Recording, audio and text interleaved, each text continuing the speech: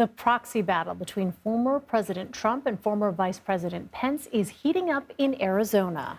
Both are visiting the state today to stump for their preferred candidates. In the GOP gubernatorial primary, Mr. Pence has endorsed Karen Taylor Robson, a former Arizona Board of Regents member. Mr. Trump has thrown his weight behind former local TV news anchor Kari Lake, who has repeated false claims about election fraud. The endorsements come as both the former president and former vice president have hinted at running for president in 2024. CBS News' tech and politics reporter Musadiq Bidar joins us now with more. Hi there, Mus. So Mr. Trump and Mr. Pence are rallying here for opposing gubernatorial candidates. How does this look like it's shaping up here with primary day less than 2 weeks away?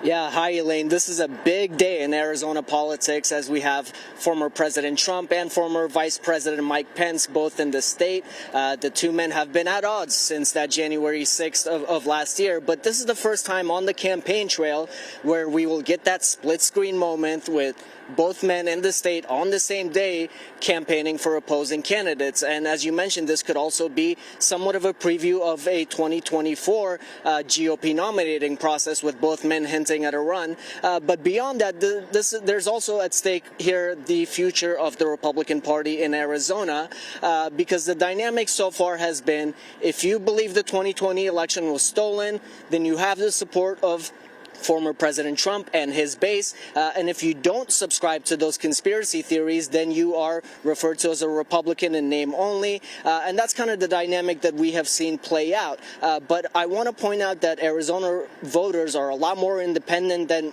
what it may seem like. In 2018, they sent a Democratic senator to D.C. While voting for a Republican governor. And so there are a lot of undecided voters still holding on to that ballot with the primary day coming up. And then one other thing I want to mention here is this is going to be important how the GOP in this state coalesces around the nominee, because on a lot of the issues, the candidates support conservative values, and there aren't a lot of differences. It's that 2020 election that's really the difference maker between a lot of the candidates.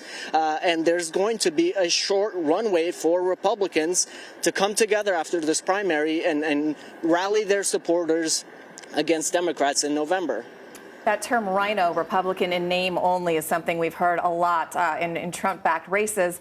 Now, the former president has also endorsed in the Senate race. How much of an impact has his endorsement made a difference for Blake Masters in the polls out there?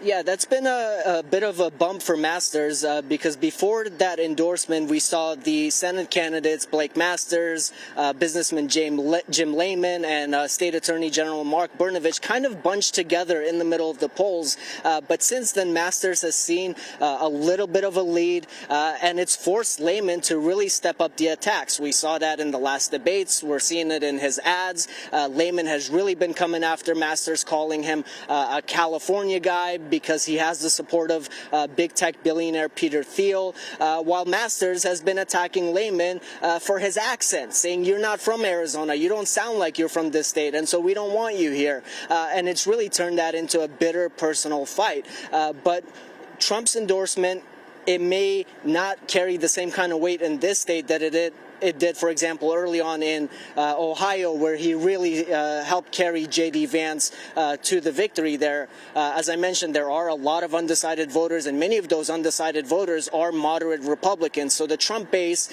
who would support Masters, they've already made up their mind. It's those middle-of-the-lane voters that are really going to make a difference. Well, taking a step back for a moment, Musadiq, you mentioned earlier how Arizona politics are really sort of independent when you look at the big picture. So how critical is Arizona in the 2022 general election map? It's going to be really critical because, for one, the Senate seat here could potentially decide the outcome of an evenly divided Senate in D.C. Republicans see this as a state where they can really flip that Senate seat, and Democrats are feeling somewhat vulnerable. Mark Kelly, the incumbent senator, is raising a lot of money. He's been putting out a lot of ads.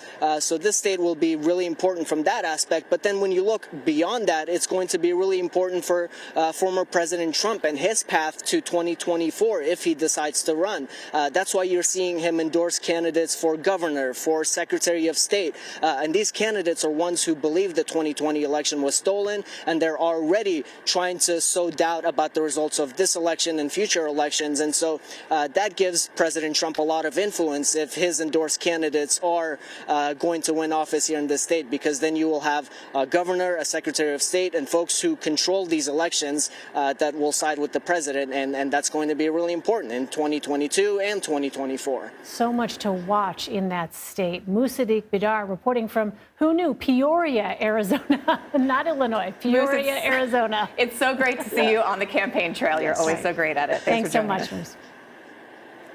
Thank you for having me.